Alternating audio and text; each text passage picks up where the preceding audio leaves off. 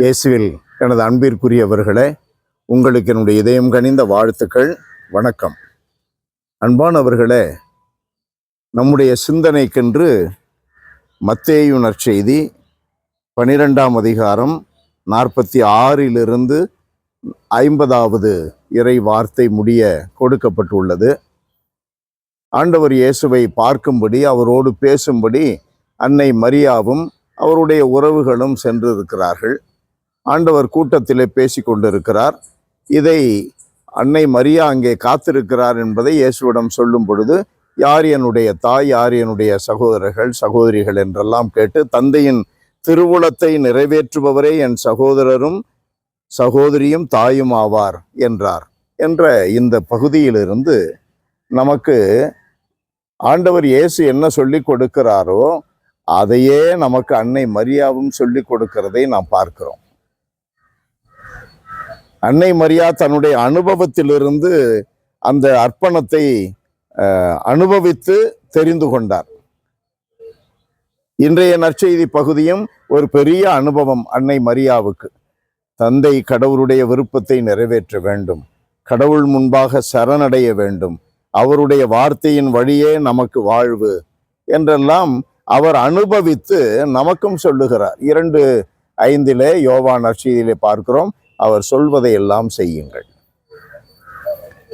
அன்பானவர்களே, அன்னை மரியாவினுடைய வாழ்க்கையில, ஒரு அப்பழுக்கற்ற கன்னியினுடைய வாழ்க்கையில கடவுள் தன்மையை நாம் பார்க்க முடியும்.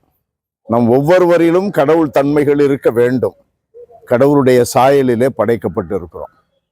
அதே போல அந்த சாயல் மிக தெளிவாக, மிக விரிவாக, மிக அழுத்தமாக அன்னை மரியாவினுடைய வாழ்க்கையிலே பார்க்கிறோம். காரணம், ஆண்டவர் இயேசுவனுடைய இந்த வார்த்தைகளின்படி தந்தையினுடைய திருவுளத்தை நிறைவேற்றுபவர்கள் தான் என்னுடைய தாய் என்ற வார்த்தைக்கு பின்னர் அன்னை மரியா தன்னுடைய சொந்த ஊருக்கு திரும்பாமல், அறிஞர்களுடைய வார்த்தையின் கூற்றின்படி, ஆய்வின்படி அவர் கல்வாரி வரையிலும் இயேசுவையே பின்தொடர்ந்து செல்லுகிறார்.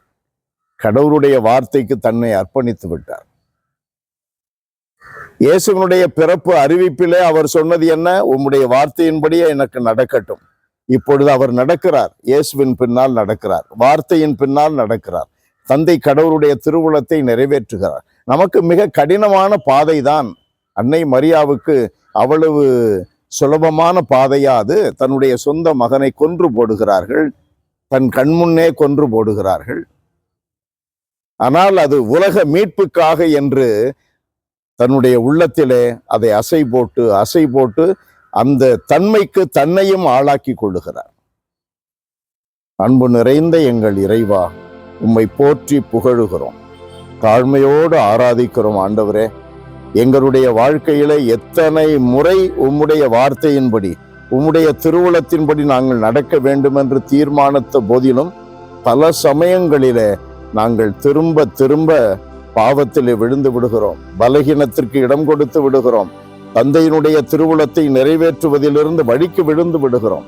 ஆனால் திரும்பவும் இன்றைக்கு ஆண்டவரே, நாங்கள் மறுபடியும் ஒரு உறுதியை எடுக்கிறோம்.